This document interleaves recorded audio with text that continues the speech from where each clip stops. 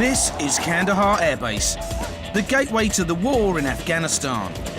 We live in a war zone here. The moment you step outside a wire, you are in the threat zone. There's £1 billion of NATO hardware and 10,000 soldiers from around the world, all inside the wire. But it's also a bustling community in the middle of the desert. I'd even recommend it to my mother. Complete with fast food joints, sports pitches, and even a couple of massage parlours. This is a war zone like you've never seen. And it's the story of everyday life of the British men and women living here. Some nice men in there. Can't help but look. The ones in the sky and those on the ground. It's nice here, but obviously when we go out on the ground, it's totally different. Afghanistan, one of the most dangerous countries in the world. Almost 1,000 soldiers have died here since 2001. But inside Kandahar Airfield, it's a different world.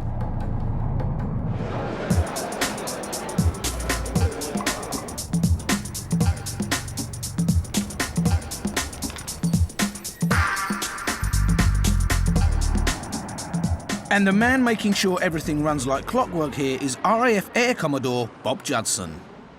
I am the mayor of the town, if you like. I'm running the base as the base commander, and I'm the landlord for the real estate here.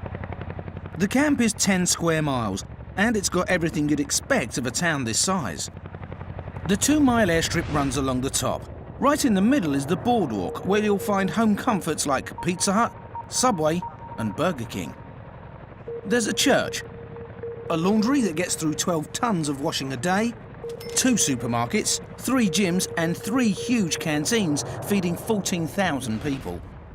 The difficulty here is that the food, the water, the sewage, you can't take for granted. All of the electricity is off generators that are fuel powered. And we use over 500,000 litres of fuel here a day, servicing the airfield as a whole. The base is in southern Afghanistan, 100 miles from the capital Kabul and 12 miles south of Kandahar city. It's close to the combat zone in Helmand province and to the Pakistan border, so it's a perfect location for NATO's air power. We've got every type of aircraft under the sun, from fast jets to doing the bombing rollout here, to unmanned air vehicles doing reconnaissance and also actually attack missions. We're running about 10,000 movements a month out of here. That, to put it in perspective, that's about half of Gatwick Airport. The camp's built next door to Kandahar International Airport. Domestic Afghani planes share the runway with Chinooks and Hercules. But at the heart of the operation are the GR9 Harriers. They provide air support to the troops on the front line. Jet pilot Rich Hillard, also known as Bolly, was training earlier this year on aircraft carrier HMS Illustrious. He's now on his 5th tour of duty in Afghanistan. This place has changed in the 4 years I've been coming here, and it did start off as quite a bare base. We were living in tents, showering in tents, but now, other than being a long way away from home, it's pretty good. This is where all the engineering takes place, where we come and get our jets from. This bit here is the smoking area for the dirty tavers. Disgusting. Out here, the guys have got a bit of a rec area. They've put a lot of effort in their downtime to make a bit of decking. And it's the ideal lad's pad. Inside, the fighter pilots are off duty, playing war games. I'm still just looking up in the sky. Oh, I've gone indoors, actually, haven't I? Yes!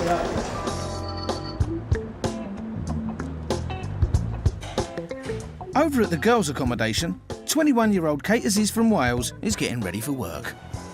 Right, this is the showers and toilets.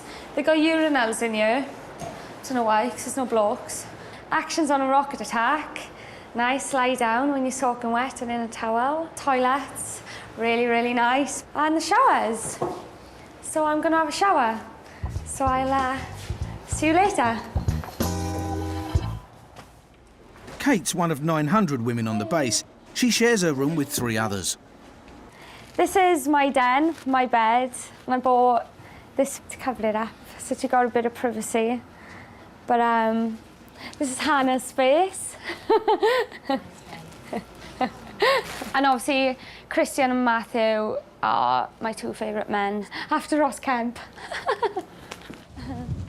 Kate looks after RAF admin. She's in HR. Right, we're just going to get the mail now. Can we pick up for 9:04, please? And part of her job is doing the post run. That's an e-bluey that you do on the internet, and that's a handwritten bluey, so it gives people an excuse to write to you. But nobody ever does. But nobody ever does. Not me. Kate's got about 7 sacks of letters and parcels a day to deliver, but her rounds take time because the speed limit is a cautious 10 miles per hour. You can see how slow it is. You could actually cycle faster. I was in a mood the other day, so I come out, I just thought, right, I'm going to do mail. And I got up to like 60 down this road because I just put my foot down. Well, I haven't been caught yet, but I'm sure I will at some point. And she's not joking. There are about 80 military police on the base, and they spend a lot of time doing speed checks. They're also on the lookout for relationships, because here the no touching rule applies. But Kate's got another confession. This is Ben, boyfriend. He's done his hair specially. Did he bring his hair gel in? You were embarrassing me. Don't, I'm in uniform.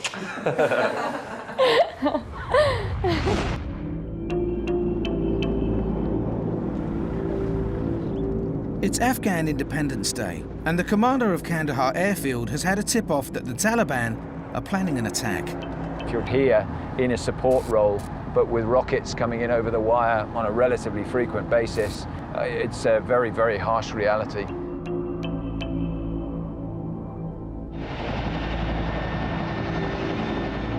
As night falls, a familiar sound rings out.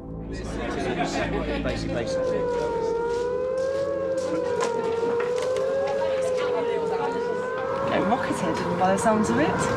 The Taliban rocket the base once or twice a week, but after being here for 6 months, these soldiers act pretty cool.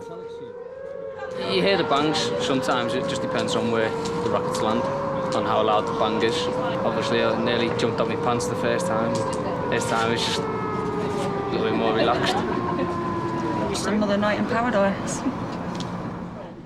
So far, no one in Kandahar has been killed by a rocket, and tonight it's landed on the far side of the camp. That is the all clear siren, which means we can now take our helmets off and chill out again.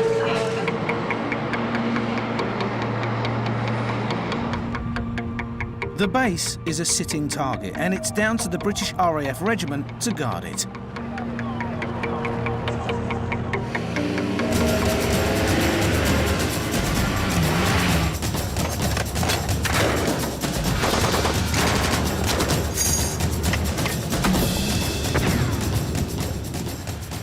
The moment they're outside the fence, there is a threat from mines, both modern mines emplaced by the insurgents and also legacy mines that have been there for years in this conflict-ravaged country. Earlier this year, 2 of the regiment were killed just outside the airbase when their snatched Land Rover went over a mine. The vehicle wasn't designed to withstand explosives. But a delivery has just arrived on the runway. A Russian Antonov cargo plane, the biggest plane in the world, has a shipment of 30 brand new Vixen Land Rovers that have a bit more protection. Bob Judson's come to inspect them. The top half is the snatch. Yeah. And the main difference being is the bottom half is the R Wimic.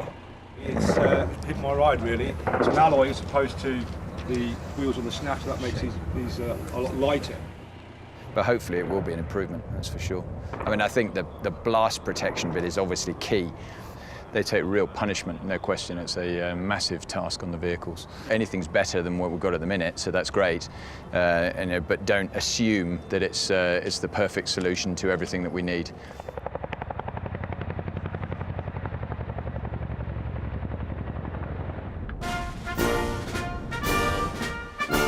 Every 6 months, a new squadron comes out to Kandahar to guard the base. The next batch are getting ready to leave RAF Honington in Suffolk. Right, lads, what's going to happen in a minute, right? You're going to get your final inspection from the corporals, all right? You to bring out your passport, your NATO travel order, and show your ID card as well. Before they go, Sergeant Bennett Jones is making sure his lads have got everything they need. Lads, get your dog tags out now so I can see them. ID card. Because they're heading into a war zone, they've been given their dog tags to wear for the very first time. Right, anyone had any problems over the weekend that I need to sort out now before we fuck off? What? The what? Right, don't worry about that. Fucking hell. Fucking idiot. Right, take over. I'm pretty much their dad, and I think any dad would agree with me, having a child is very stressful, all right? Now imagine having 30 kids to look after at once, so you can imagine what I'm going to be like sometimes. Out of 30 men, he's got 18 brand new recruits, and one of them is 21-year-old Nathan Chulls. Never felt like this before, so I mean, it's a really weird feeling. Good feeling though, so I mean, it's heart's going. Really looking forward to it. It's time to say goodbye. And for Jonesy, it means leaving his pregnant fiancée, Lucy. It's just a bit nerve-wracking now because I'm not going to see him until he gets back after the baby's born, so scary, I suppose.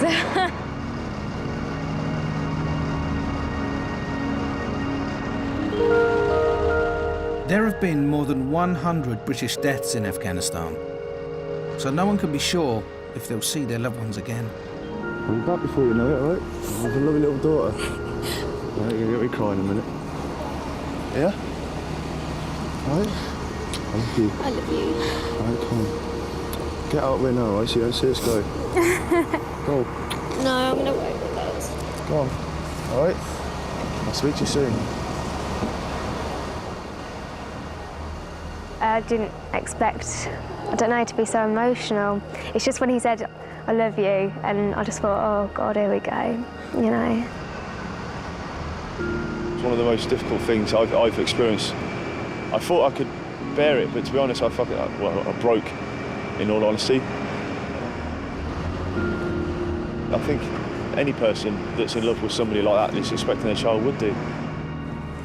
It's his job, and I've just really got to cope with it, because otherwise I'll get nowhere. But I think for the next couple of days I'll just be crying in a hole.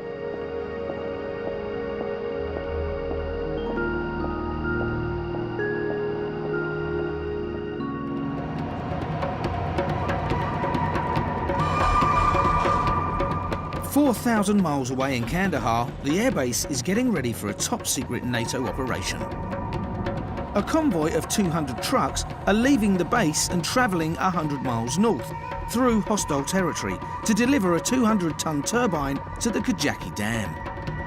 It's known as a Hearts and Minds operation, and it will bring electricity to 100,000 Afghan homes. To help the convoy out, Harrier pilot Bolly's going to take some reconnaissance photos of the route, so the trucks don't run into any surprises. Bottle of water in my little bag here just in case I get thirsty, and I've got another bag there in case I need the loo. Hopefully just take a few photos and that'll be it.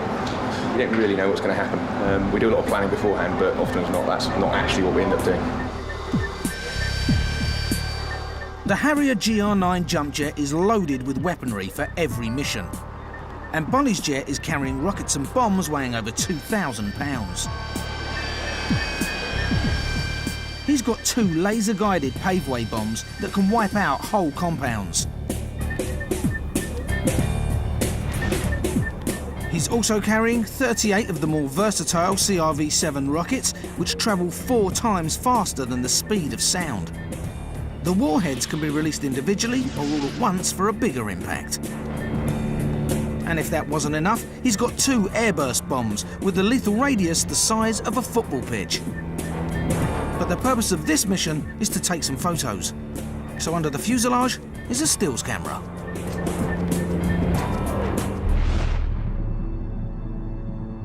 After taking a few photos, he gets a call from the troops on the ground. To identified radar information. Turn left heading 040. They're being attacked near Kajaki and want Bolly to find out where the rockets are coming from.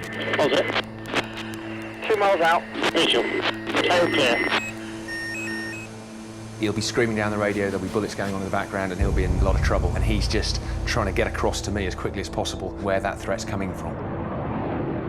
Bolly switches on a bit of kit that's revolutionised the way the war is fought in Afghanistan. It's called a sniper targeting pod, which is next to the stills camera under the fuselage.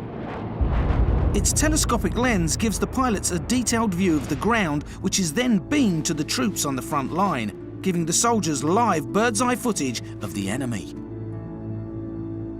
The difference in what you can see on that screen is massive. So before, you used to only be able to see the general outline of a building, and maybe you might see a blob that will be a car. Now with the sniper pod, you can tell what sort of car it is. And at 20,000 feet, the sniper pod can tell the difference between the troops and the Taliban. 2 miles out. Visual. All clear. The army asks Bolly for a show of force.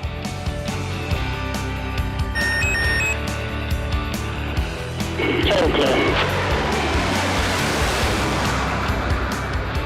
My aim is to provide the maximum noise on the ground to scare the guys away. All clear.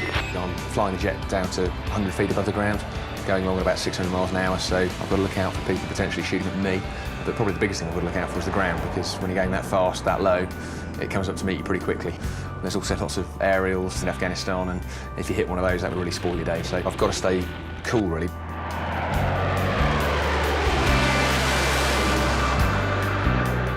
At the sight of the jet, the Taliban make a run for it.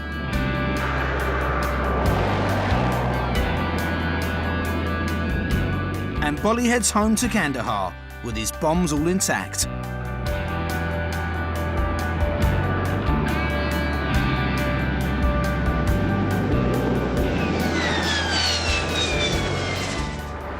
The idea of the game isn't to make holes in Afghanistan, because we're here to try and support our guys on the ground. People know that if they do start messing with them, there's an effect, something like this, on its way down to them if it's so wished. And the Kajaki Dam mission is a triumph.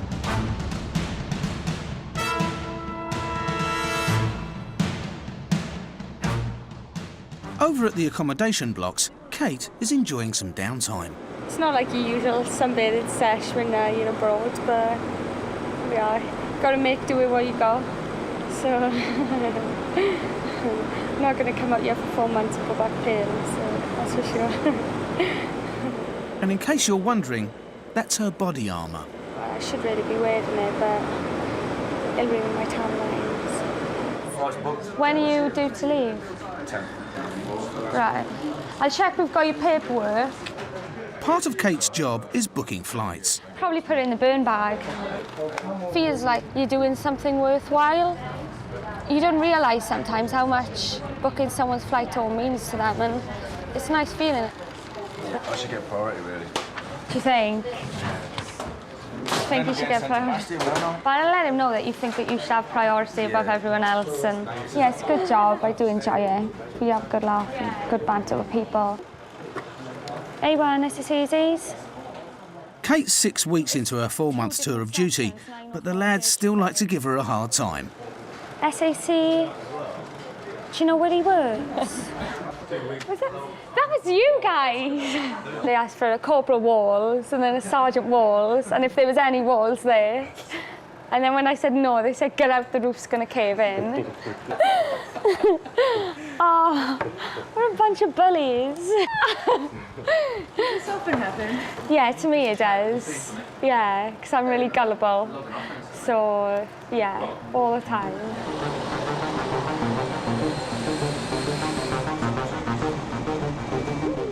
One squadron has arrived at Brize Norton in Oxfordshire.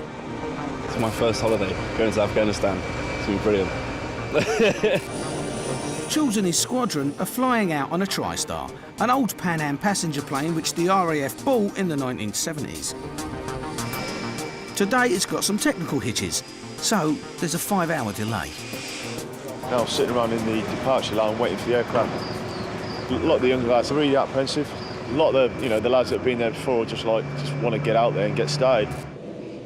And wearing their dog tags for the first time makes their situation hit home, especially for 21-year-old Charles.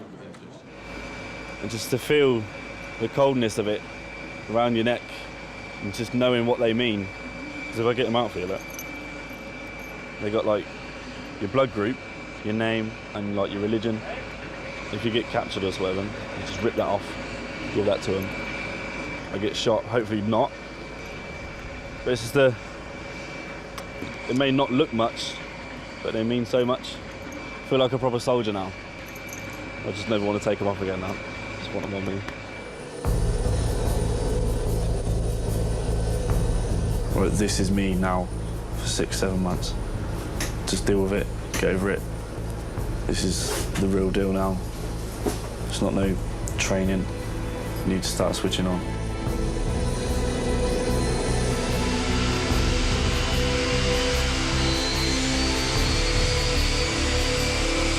Contact 37 Whiskey Sierra, line up, report ready for departure. Line up, all ready.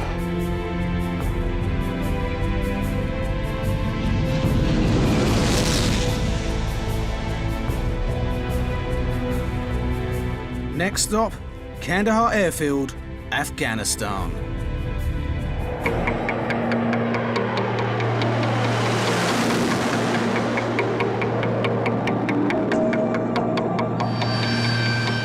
At Kandahar Air Base in Afghanistan, Harrier pilot Bolly is bringing in his jet for some TLC. What are you thinking? The nose wheel's sat quite high for some reason, so I'm just trying to work out why.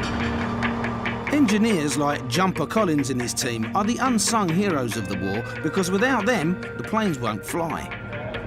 They're machines at the end of the day. Every machine breaks down. With the aircraft vibrating and stuff like that, cracks appear, things happen.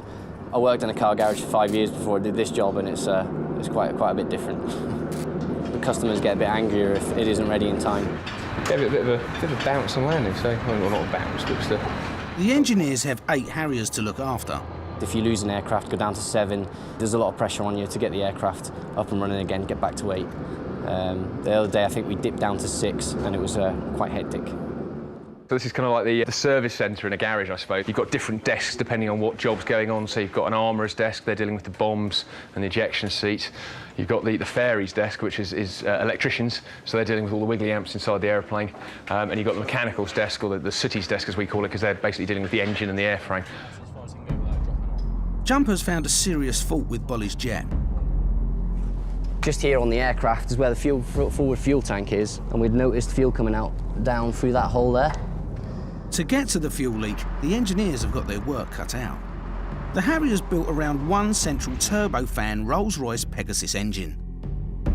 A 9.5-metre wing weighing 2 tonnes bolts on top. The leak is at the front of the fuel tank underneath the engine, and that means there's only one way to get to it. It's a wing off, engine out to find what's gone wrong. It's Tuesday today, we want to get it flying really by Friday.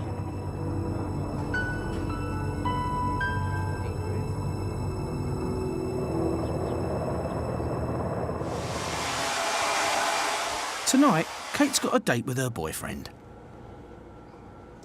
Obviously out here, you're not allowed actually to be together, really. It can be a bit difficult sometimes. And you're supposed to go easy on the makeup. At first, I was really aware of putting on maybe makeup or mascara or something to go to work. I thought, oh, would people think that I'm being a bit too girly? I'm not going to change what I like doing just because I'm out here, really. I like preening. We're just a big bunch of tarts, really, aren't we? Yeah. It's just nice to be just keep a bit of normality about you and not completely go all military.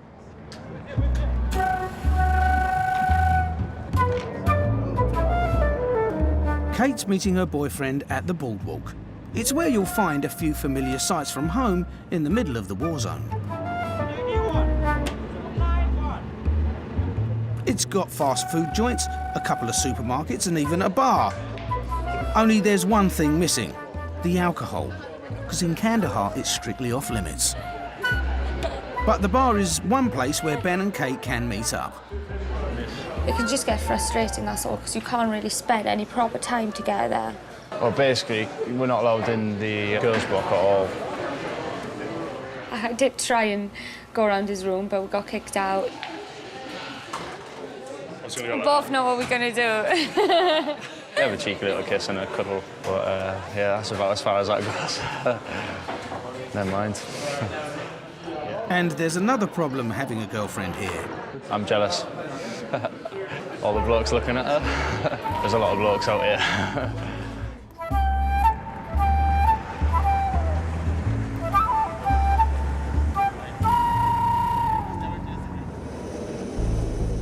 Over on the runway, one squadron has just landed. At 2 a.m. in the 30-degree heat, they get their first look at Kandahar. They've been up for 24 hours. I don't actually feel like I'm here yet. It doesn't feel real at all. Can't wait to get sleep. I'm tired, absolutely knackered. Welcome to Kandahar. The local time here is 02:20. But it's not time for bed yet. There's the induction to get through first. Most important, what to do in a rocket attack. You want to immediately lie face down on the ground. Further direction will be given by the movement staff. Some welcome speech. So unpack all your personal stuff, get it in there, get your nuts down, all right? But this is where it starts. Jonesy gives his boys a pep talk. All right, you need to fucking seriously switch on now. It gets fucking hectic from now on. And if I tell you to do something, make it happen, lads, as quickly as possible. Help each other out. The regiment's used to roughing it in tents, so they're in for a nice surprise.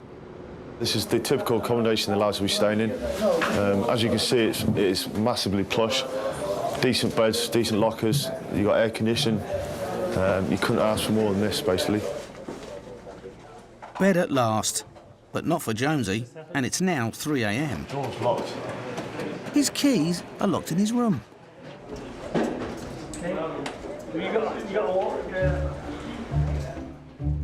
All I'll do is go to bed. With just 3 hours before they're on duty, this calls for lateral thinking. Might get through the window.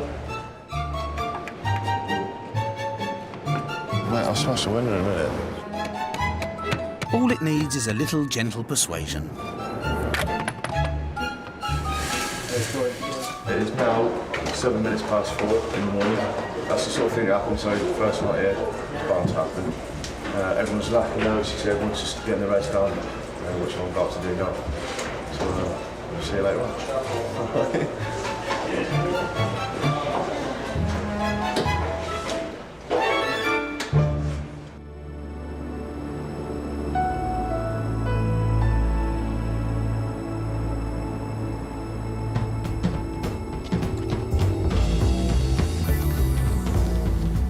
It's 5 a.m, the coolest time of the day.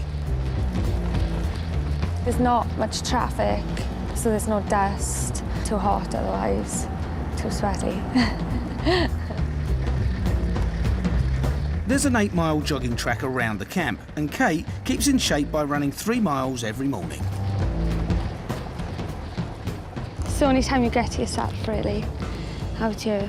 In work, you're always with people. Obviously, we share rooms. You just get a chance to think about things and think about home, and I find it really relaxing.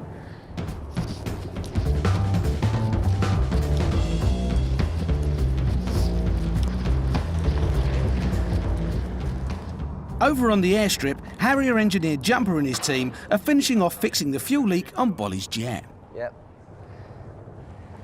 This is AT MacArthur. Trev, do you want to just give us a wave? He's up there reconnecting the fuel supply. On the top there, we've got number 1, Dinger Bell. Dinger, say hello there. He's just connecting the back of the engines, the hot nozzles at the back. Rabbit, this is Rabbit. He's setting up the rigging of the nozzle so Dinger can connect the drive shaft. There's no room for error. Well, everything these guys put their name to, they're responsible for, so if anything did go wrong, they've signed it.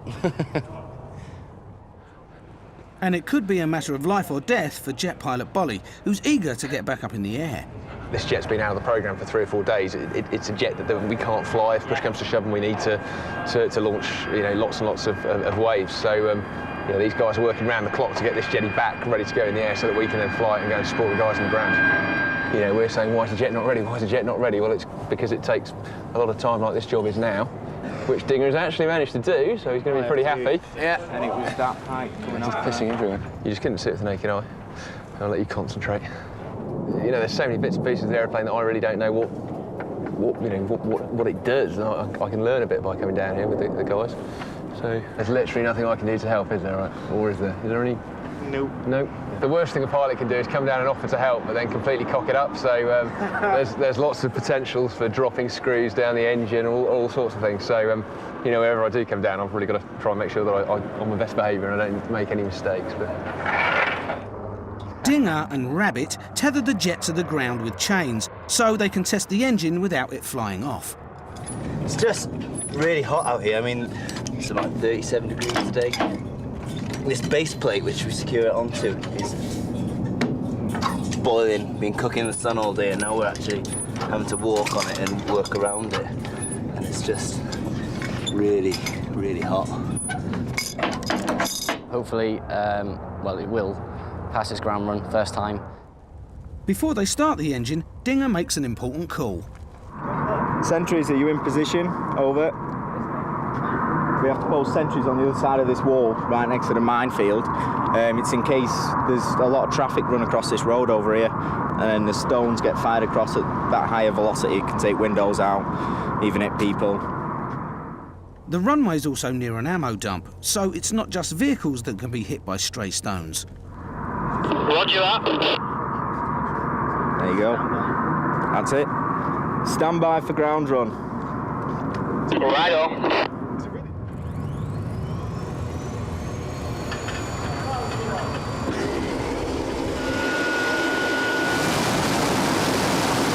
As the engine reaches full throttle, the chains have to withstand 22,000 pounds of thrust. So it's looking good, no leaks. All the figures seem to be matching up what they should be, so it's all going well.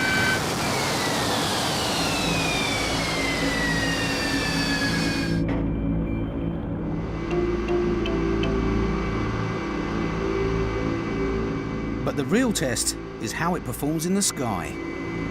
Hoping it's going to work and everything's going to go all right. Should be fine. Done enough work on it, so it should be all right. If it is still leaking fuel, they'll have to strip the whole plane down and start again.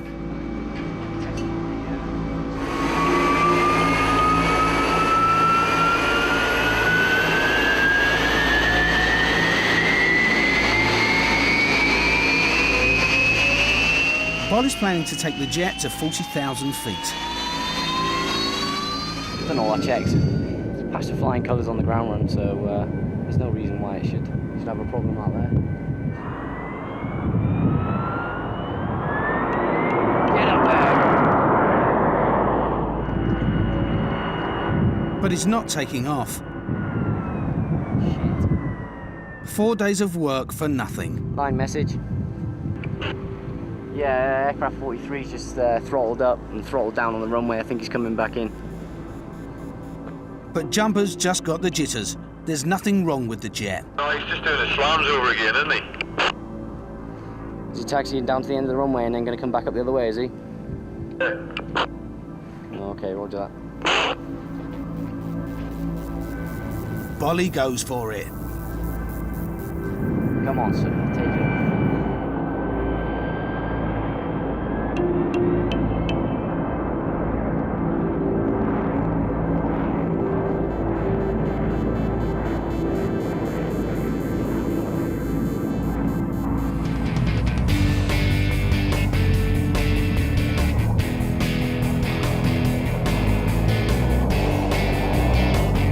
Job done. Bolly's plane rejoins the squadron.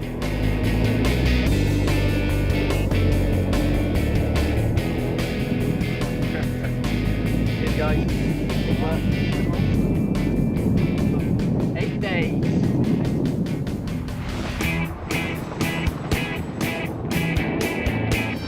Can Kandahar Airfield is guarded by the RAF Regiment, and a new squadron has just arrived from the UK.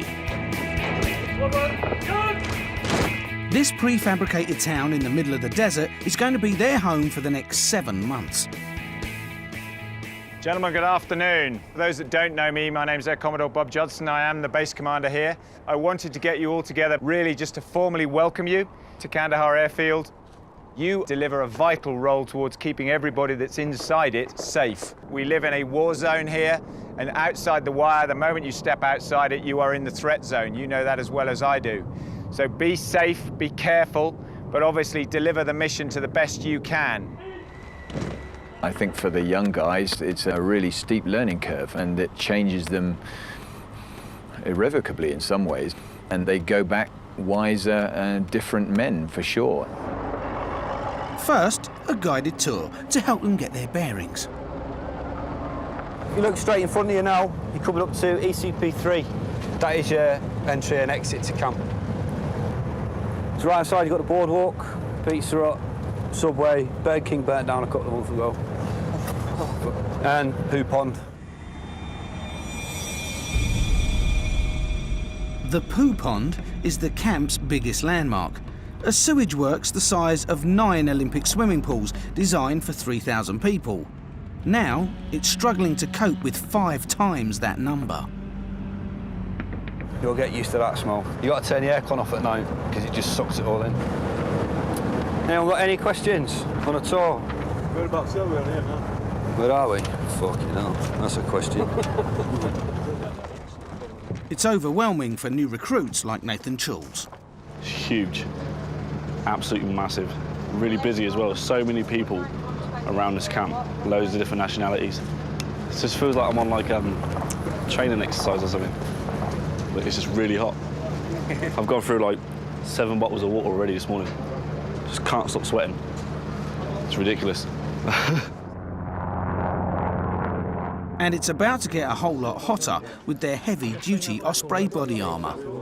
Who else is happy with the size of their Osprey? It's quite simple. It's either you're happy or you're not happy. Right, there you go. Do I keep All right. Yeah, that's yours. Which is the new type of body armour the lads wear when we go out on ops. With the Osprey, it must be the correct size, because if you're involved in a blast, if it's not correct, it will cause you more damage than good. The lads know what particular size they need to hug their body. So they're going through, telling the storeman exactly what size they require, and then that will be issued, the correct size will be issued to that person. The body armour alone weighs 55 pounds, and once they've got all their kit on, it's like carrying an extra person on their back. Fill your ammo pouches, your camelback for your water. It's a good bit of kit. But it is heavy. And there's a last very important item, syringes, full of morphine. The morphine is obviously if something does happen on the ground, to stop the pain, the lads are trained to use that. Hopefully they won't need to use it, obviously.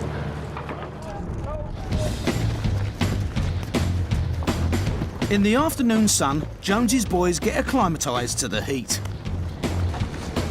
Right, stop there.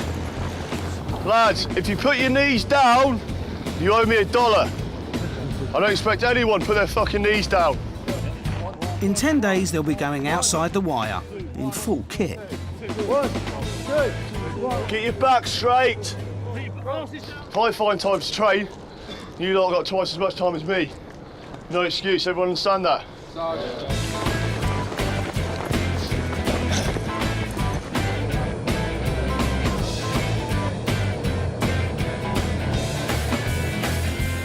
After burning off all those calories, Chulz and his mates decide to treat themselves to a Kandahar luxury. And it's all there on the Boardwalk. And you come back and you get to have a pizza Hut. It's brilliant. It's open till like 2 in the morning as well, isn't it? 2 in the morning. Yeah. American football over there. Ice hockey going on over there. On not ice. I expect it to be like just bog standard. But it's brilliant. It's like a summer camp.